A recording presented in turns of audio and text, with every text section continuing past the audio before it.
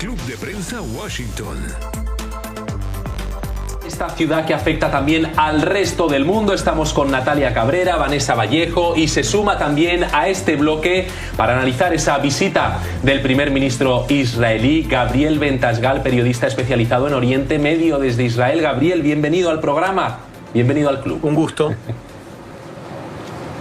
Un placer. Compañero, ¿por qué es tan importante esta visita de Benjamín Netanyahu a Washington? Bueno, hay tres posibilidades centrales en las discusiones entre ambos mandatarios. El primer tema es, me imagino que deben estar analizando hasta qué punto el golpe recibido por Irán es suficientemente profundo como para satisfacer ese deseo de eliminar sus capacidades nucleares militares.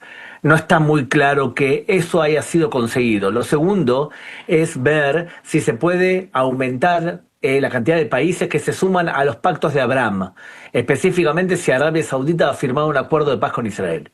Y el tercer punto es la posibilidad del cese de fuego con Hamas, 60 días de cese de fuego y la liberación de al menos 10 rehenes vivos y otra cantidad de rehenes fallecidos. Son tres temas fundamentales en esta agenda.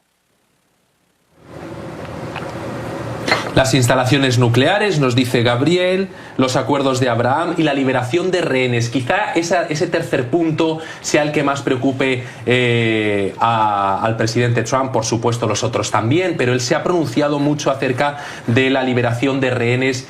¿Cree usted, Gabriel, que será posible? ¿Veremos a esos 10 rehenes vivos ser liberados?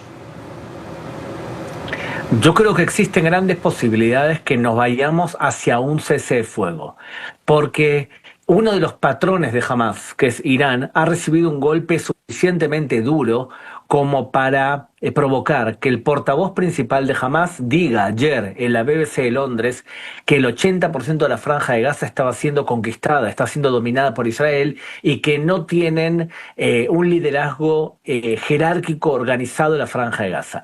Lo que no dijo el jefe de Hamas es qué porcentaje de lo que sucede bajo tierra está en manos de Israel, que es un número ínfimo.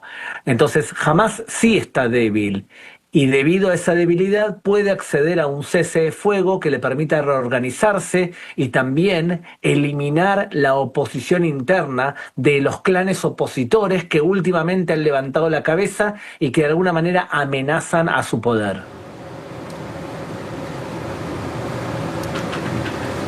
Gabriel, soy Vanessa Vallejo, te quiero preguntar algo. Es decir, ¿tú ves la posibilidad de que el primer ministro Benjamín Netanyahu, por ejemplo, quiera avanzar y continuar los ataques tanto en Gaza como en Irán y un presidente Trump que no esté de acuerdo y que de pronto veamos a un Benjamín Netanyahu seguir adelante aún con la posición del presidente Trump? ¿O crees que por lo que hemos visto Netanyahu se va, digamos, a alinear siempre con el presidente Trump?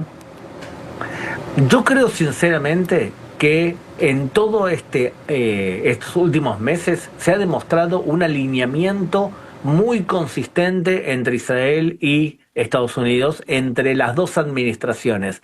Es cierto que si uno se guía por ciertas declaraciones y por tuiteos, podría llegar a parecer que no es así. Pero te digo dos puntos. El primero, no descartes la posibilidad que Estados Unidos e Israel coordinadamente vuelvan a atacar a Irán. Y lo segundo es, no hay que descartar la posibilidad que de forma coordinada el primer ministro de Israel no acepte el fin de la guerra en este cese de fuego y vuelvan a producirse ataques militares para fomentar el plan de Trump, que es promover cierta inmigración de la franja de Gaza. Gabriel, buenas tardes. Justamente sobre ese plan del presidente Donald Trump en la franja de Gaza, que también anunció aquí en Washington a inicio de año junto al primer ministro israelí Benjamín Netanyahu. Entonces, ¿cómo entra este plan específico justamente para reconstruir la franja en medio de estas negociaciones que también están teniendo lugar en paralelo en Doha? Yo creo que el principal objetivo de Israel, de hecho son dos objetivos. Uno es liberar a los rehenes y lo segundo es derrocar al Hamas de la franja de Gaza. Si el Hamas termina exiliándose de la franja de Gaza y hay un gobierno alternativo que no sea Hamás, puede ser que avancemos en ese deseo de reconstruir la Franja de Gaza.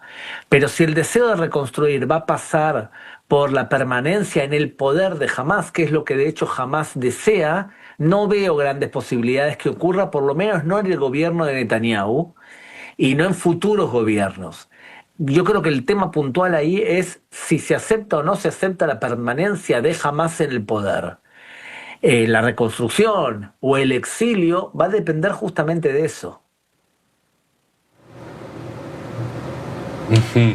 Es uno de los puntos clave. Otro son las declaraciones que acaba de hacer hace minutos el primer ministro israelí, Benjamín Netanyahu. Las tenemos, vamos a comentarlas con usted, Gabriel. Escuchemos lo que ha dicho.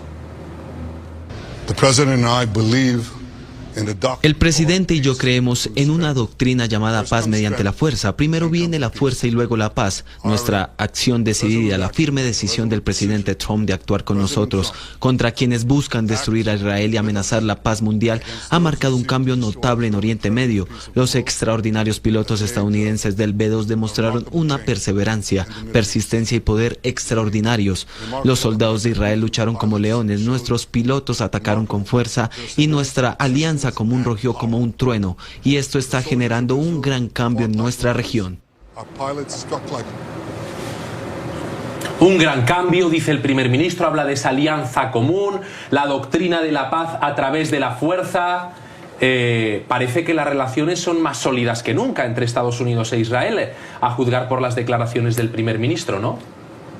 Bueno, es coherente con lo que expliqué antes. Yo creo que hubo una coordinación total entre Israel y Estados Unidos, incluso en el timing para atacar a Irán.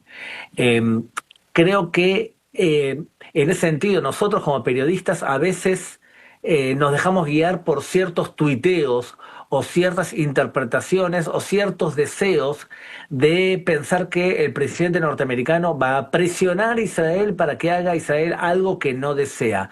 No lo veo tan claro en esta administración. Quizás en la administración anterior sí podíamos ver eso. La administración Biden no permitió a Israel hacer ciertas cosas, incluso sancionó y amenazó a Israel con, por ejemplo, no facilitarle arsenal bélico para poder continuar su guerra en la Franja de Gaza. No veo esa realidad ahora, y por otro lado te das cuenta por lo que dice Netanyahu en esta declaración que el 7 de octubre golpeó muy fuerte en la forma de ver el mundo del primer ministro y también de los israelíes, a tal punto que se toma la iniciativa militar y no se espera que ataquen. Te voy a dar dos ejemplos. Ahmed al-Shara en Siria llegó al poder y no hizo absolutamente nada para agredir a Israel, fuera del hecho de que Ahmed al-Shara es 80% Al-Qaeda, 20% ISIS. Pero realmente no atacó en ningún momento a Israel, y sin embargo Israel atacó a Siria y le eliminó su capacidad bélica en un 92%. Y lo mismo con Irán. Israel en un momento determinado decidió proactivamente atacar a Irán.